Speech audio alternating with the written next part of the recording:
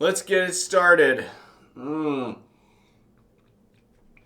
Semi-optimistic timestamp. Hi, I'm Devin, your friendly neighborhood board gamer. This is Devin Talks Tabletop, the YouTube channel where the games are made up. What I say doesn't matter. And I'm going to actually start doing the joke that Jesse and I came up with when I first was setting up the studio, which is to have a bunch of inspirational quotes that I just bring in randomly into the conversation. The only problem is that wasn't good. That was like straight in my lungs. The only issue is the ones that are big enough for you to see are just, it would be so wasteful. It'd be so wasteful. There'd be like $5 to $10 a pop. And it was just, plastic, ceramic, all of the different inspirational quotes. And I'd have to bring it in randomly, but then I'd also have to either store them or donate them or figure it out because I wouldn't want the same one. So we started off by me getting this thing, but this is way too small. It's so small you can't read that. So even if I say it, you don't know why I'm saying it. So I'm just going to read it and then respond to it. July 11th, which is today, right? I think today is the 11th. Today is the 11th. Stop being afraid of what could go wrong and think what could go right. That is massively contextual. That's all I'm going to say. There's so many ways that would be a cavalier and rash interpretation. But yeah, July 11th, I've already forgot it. Stop being afraid of what could go wrong and think what could go right. Man, that's going to get someone killed. That's like the motto for those people that follow along with that TikTok guy that's like, hey, here's how you stop a gun from being fired. And then they're in heaven afterwards, or the afterlife. That's exactly what they were thinking. I don't really know how to start this video. There were quite a few people that asked what my journey was into board games, so I thought I'd share. Let's see, journey into board games. My family has played board games since I was a kid. We played Life, we played Monopoly, we played Candyland. I would say that more than board games, my personal family probably played cards more. Games like Nerds. My mom's mom taught games like Kings in the Corner. And then we played Nerds whenever we had the whole family together, which is like multiplayer solitaire where you go into speed mode. And then, what other card games? Oh, we did play like Rummy Cube and stuff. My dad's always been a big fan of pool and ping pong. We'd kind of play whenever we had the chance, up until the point where we moved here to Arkansas, and then we eventually got both a ping pong table and a pool table. We actually had the ping pong table back when we lived in Chicago, so we brought that here with us. It was the pool table that took a while to get. Took a while for my dad to sink some money into that. But yeah, so we've played a lot of games over the years. I wouldn't say that my parents are really hobbyist gamers in the sense what me and my brother and my sister and other members of our extended family have pushed into now in kind of like the modern era of board games. My parents wouldn't really enjoy those. They're just like too involved.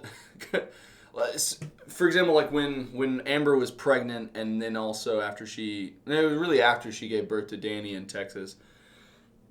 My mom, whenever she was there, we would play Scrabble a lot.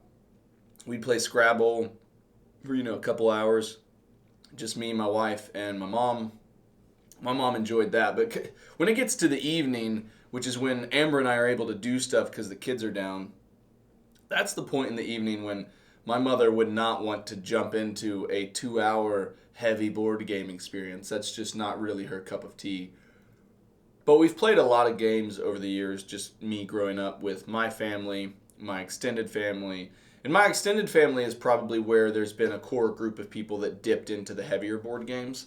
So that would be my cousins and my brother and sister along with me. So kind of cousins from two different uncles of mine, aunts and uncles of mine. But really on my mom's side is the kind of group that, I think that's right. Yeah, because we don't really hang out with my dad's side anywhere. So my mom's side, her brothers, their children, my cousins, that is a core group of people that when we did Thanksgiving before the world broke, we would play a lot of board games. And I mean, I remember back when we lived in Chicago being introduced as a young kid, 4th, 5th grade, to Munchkin. And we played Munchkin at Thanksgiving. And I had one of my family members play the sex change card on me. And I don't actually think it was the act that bothered me. It was the fact that it was such a punitive play. And I lost everything because I had a bunch of male-oriented weapons and stuff like that. But that was always a recurring joke, is because I went upstairs. I went upstairs fussing or complaining to the adults that Chuck had played a sex change on me, and out of context, they had no clue what was going on. I hate the water that just sits. I think that's why I need to be clean shaven at all times, because it can kind of just pool there when you drink water, and it's awful. It's the worst feeling in the world. Anyway, so Munchkin, that was an early intro for me at Thanksgiving. We used to play Stratego and Risk, me and my brother. Warhammer, I got into Warhammer whenever I was pretty young, between the ages of 6 to 10 in England, though we didn't play the actual tabletop miniatures skirmish game. We just bought the Warhammer, painted them, and played with them. But I loved Warhammer. I've always loved Warhammer. Some of my favorite games now are Warhammer-themed games. But we did Warhammer. We just did a whole bunch of different things. And then always kind of orbited around board games. And then once I got done with college in 2014, I was doing graduate school with my wife while she was doing medical school. And I can't remember which thing came first. I was just one of my stores that I love to go to and just stay in for a while. I haven't done it in quite a while, to be honest. I've only done it once since we moved back here. Is Barnes & Noble.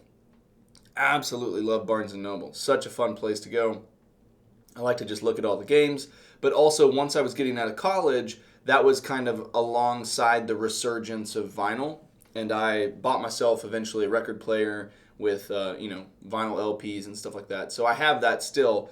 But around this time, Barnes & Noble had become this weird orbit of 3 different things that I really loved. It had all the books that I enjoyed, which at that time I was still reading books, but was also pushing into graphic novels. So it had the books and the graphic novels that I was loving. It had the vinyl LPs. And then it started hosting board games to buy. So previous to that, you would never see you'd see kind of kitschy Christmas games and stuff like that. Party games. You'd see some stuff like that, but Barnes & Noble was starting to get a little bit more eclectic or collector's level or hobbyist level games, which now I would consider mostly intro to the ones that I saw back then. I would consider them more introduction, gateway, lighter experiences, which there's absolutely nothing wrong with any of those as descriptors. It was just those games that I have in my collection as things that brought me into the hobby before I found kind of my niche in the hobby. Those are the kind of games that popped up there. So I had books, board games, and music, all at Barnes & Noble. And sometime around 2014, after I graduated, when I started my graduate school in Little Rock, I started looking at those games there. And I found Coup, and that was one of the first ones I picked up. I picked up Coup. I also picked up Catan. At the same time, I realized that Little Rock had an awesome board game store. Game Goblins, it became a patron of it for kind of the first time around the same period. So some combination of Game Goblins Barnes & Noble, and then just internet researches and Amazon buys started the wave. It started the first wave of me getting Catan, Coup, Pandemic, Dead of Winter, Betrayal at House on the Hill. What else? There's others.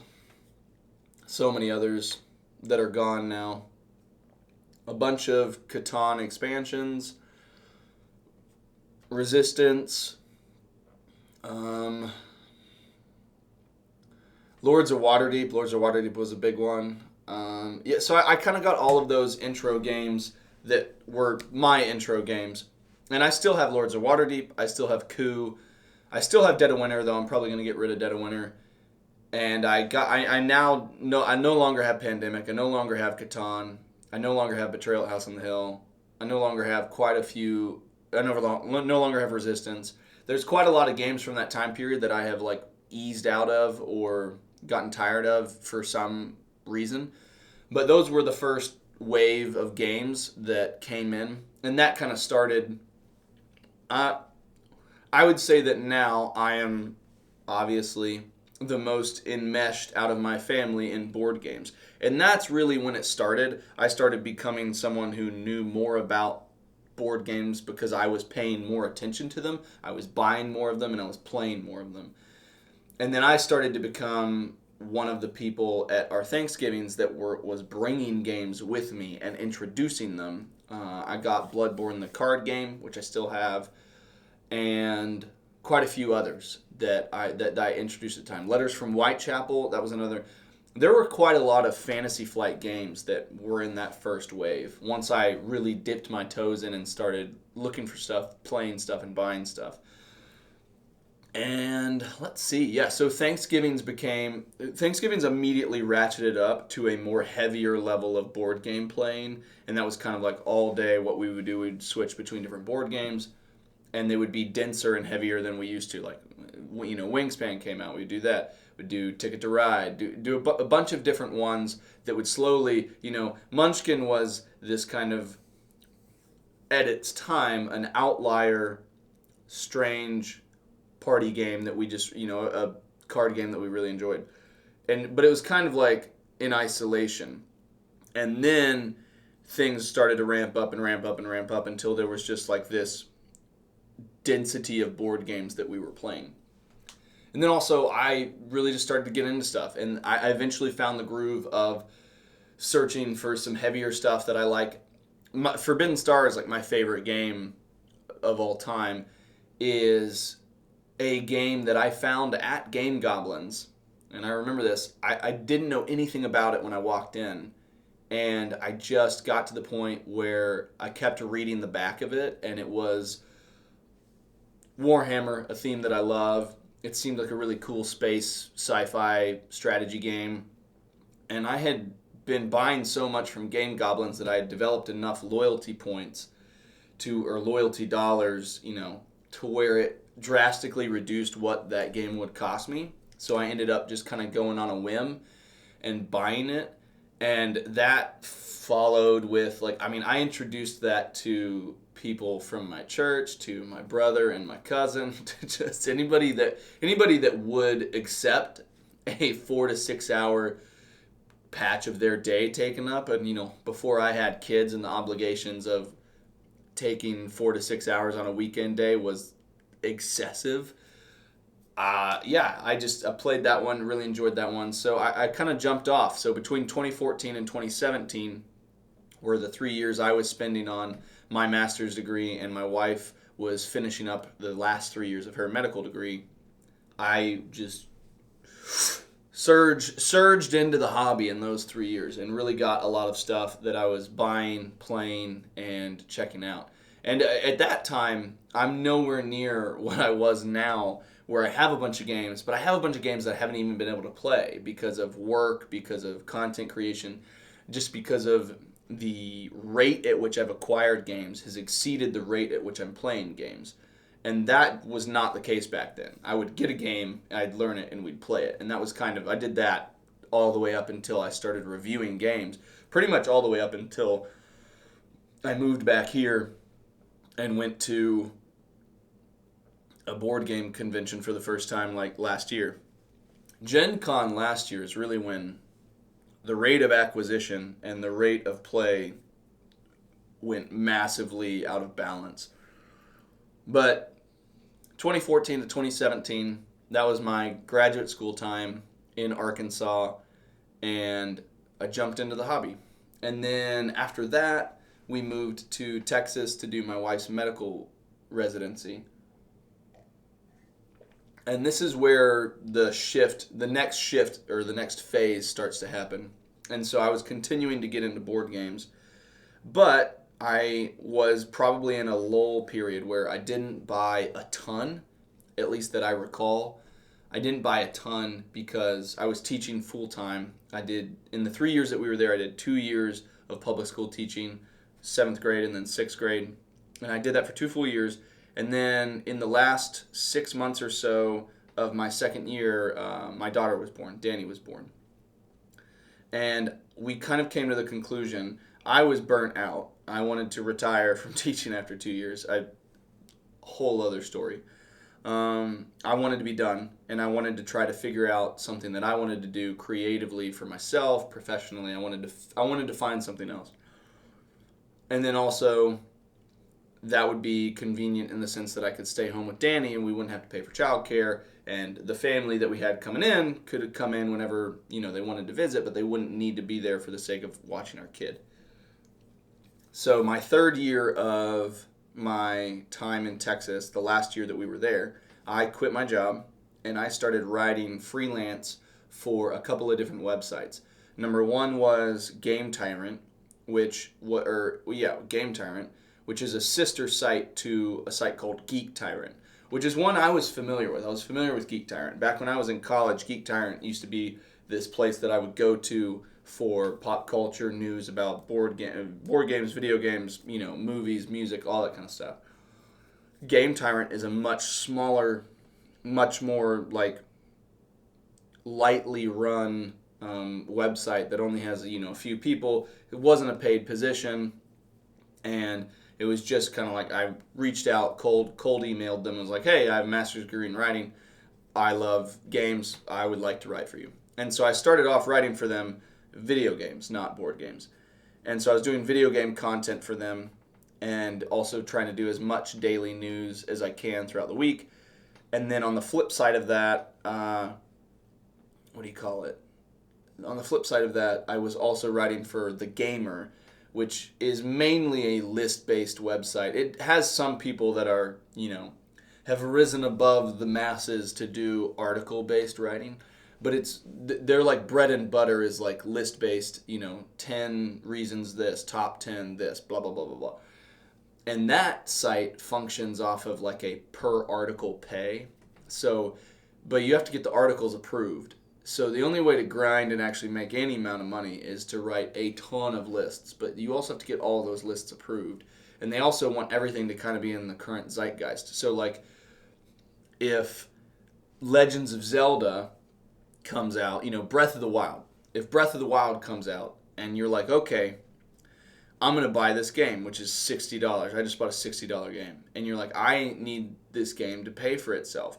So you pitch 5 different lists based off the game. Number one, you have to play the game well enough to know the lists. And then you have to come up with 5 unique, distinct licks. 5 different licks.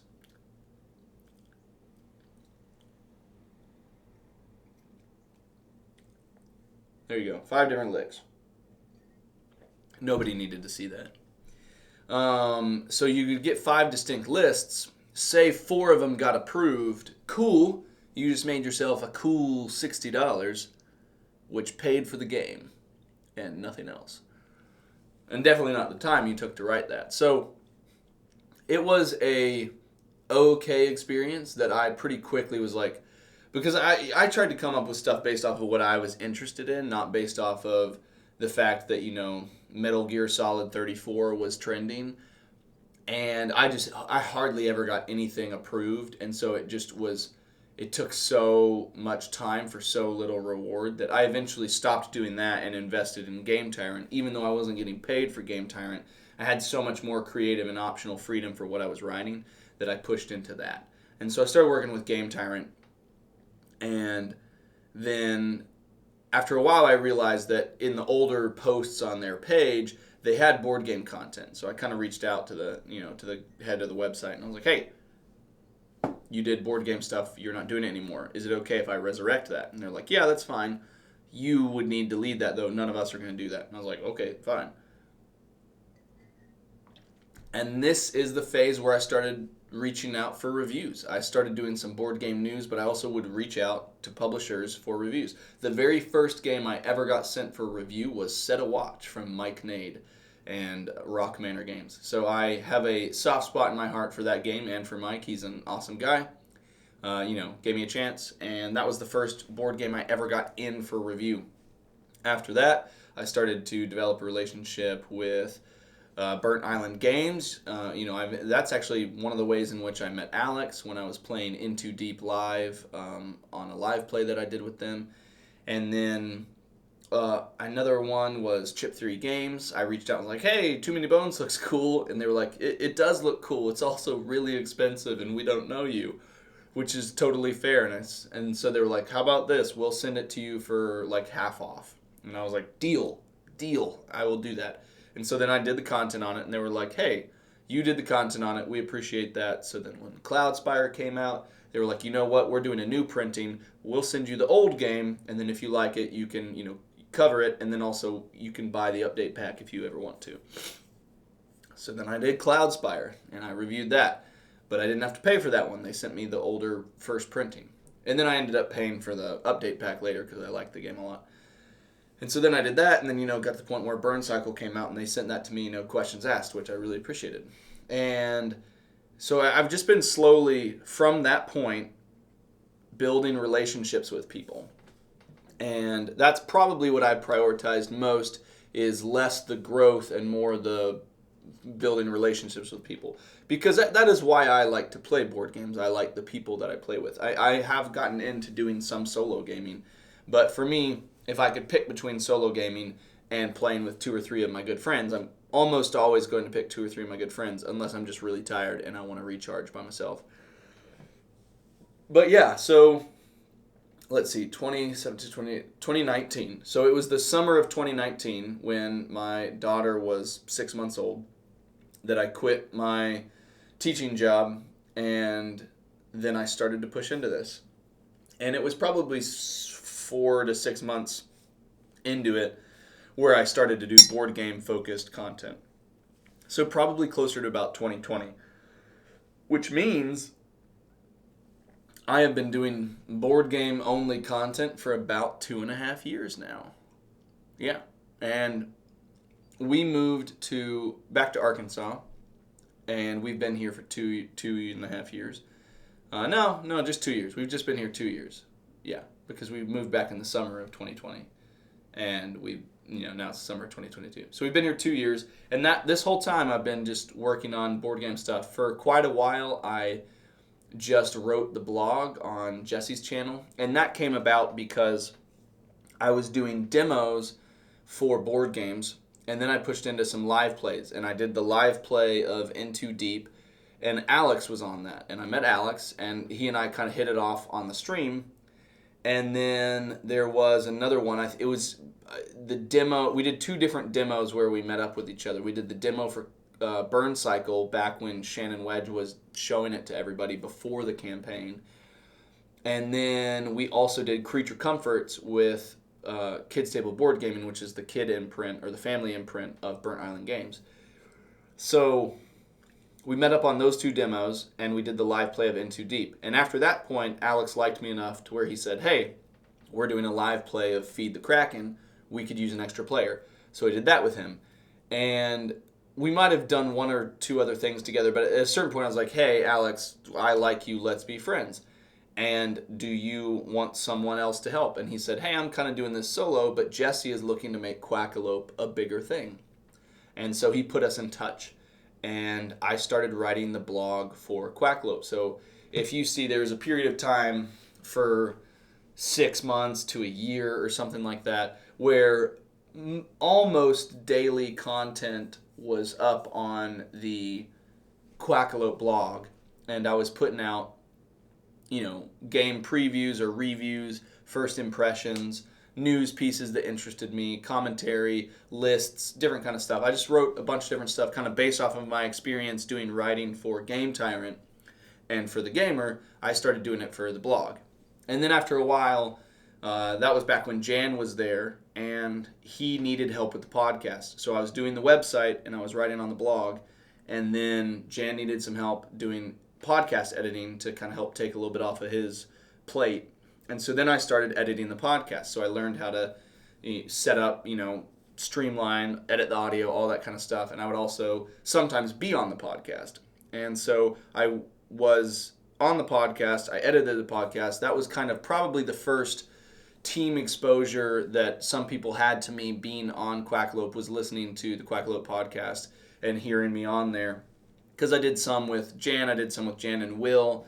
I maybe did one or so with Alex and Jesse. I was on there a few times, and then I was also editing that and doing the blog. And then one of the first video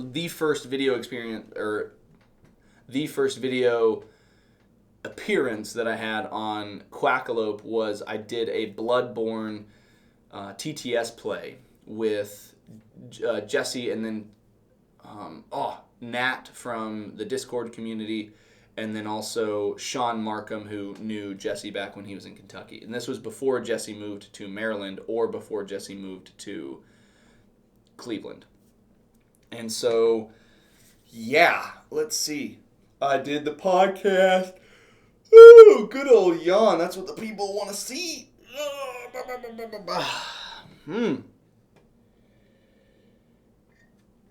Take a breather timestamp.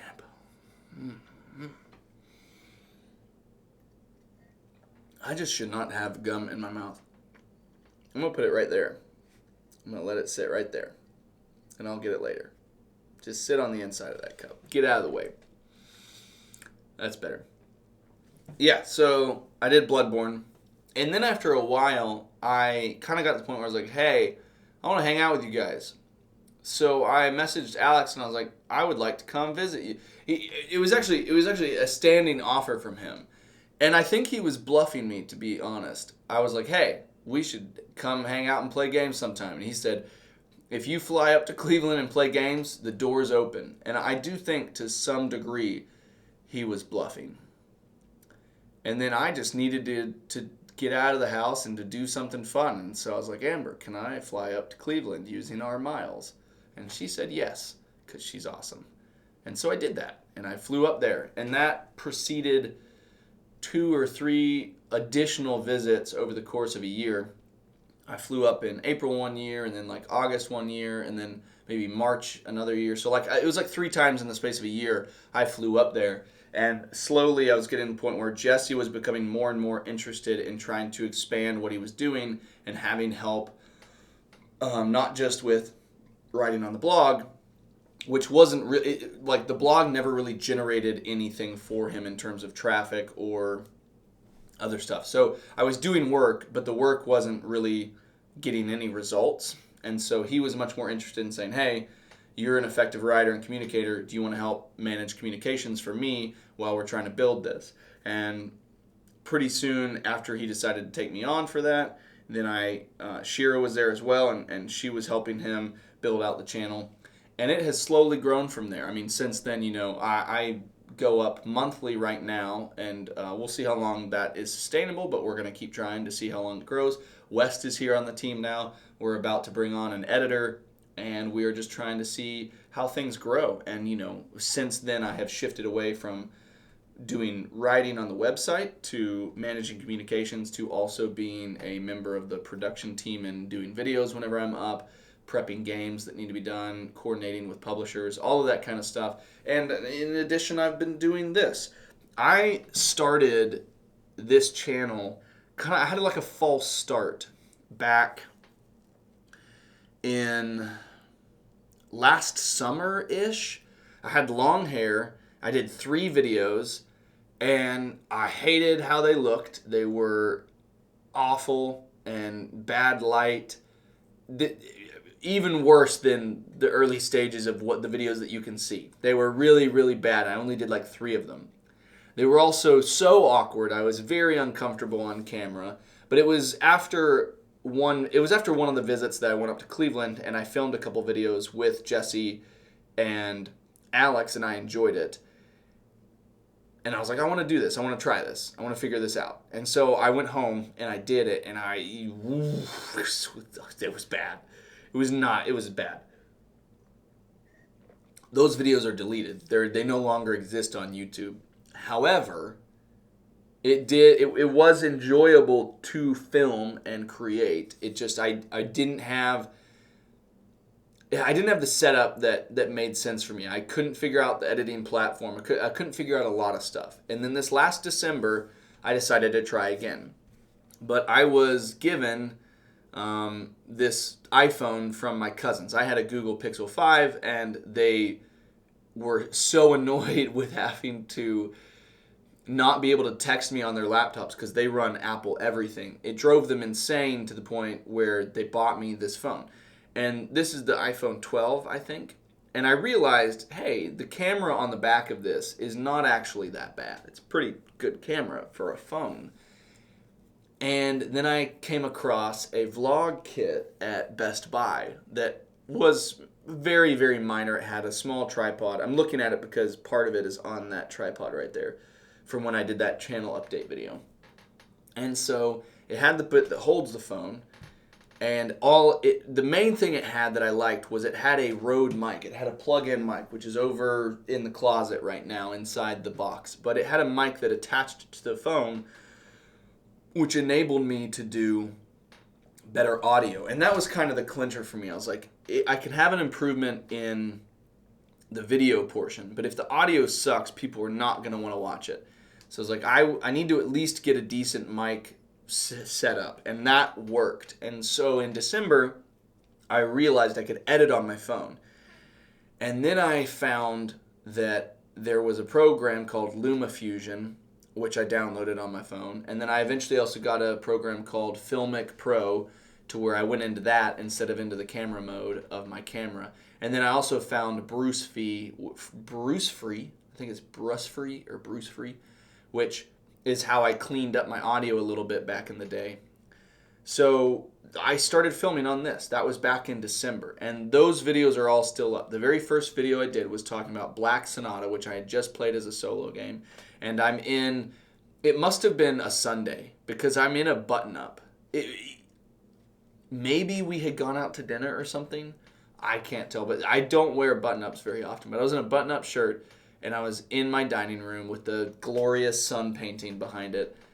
And then, yeah, I edited it on my phone. And not too long after that, maybe a couple weeks after that, Reese was born. Because pretty early on, I had videos where I was outside by the hospital where Reese was born. I went out and I filmed some videos, just like whenever Amber and Reese were taking a nap. And I was awake and restless, and I just kind of went and filmed some videos around the hospital campus. Yeah, so it's been, since December of this last year, December of 2021, when I started filming stuff. And that's been it. It's been my board game journey, and you've been here for 30 more minutes of it. 30 more minutes of the board game journey to talk about the last 2.5 years of it. Retrospective timestamp. Introspective timestamp. The smell of spearmint gum in my nose timestamp from my poor placement. All right. Hopefully this is interesting to you. This is one where I'll actually try and do some timestamps so that you guys can appreciate knowing where to jump around to if you want to. But whatever you do the important thing. I'm Devin Norris from BoardGameCo. Have a good one and go out there and play some games.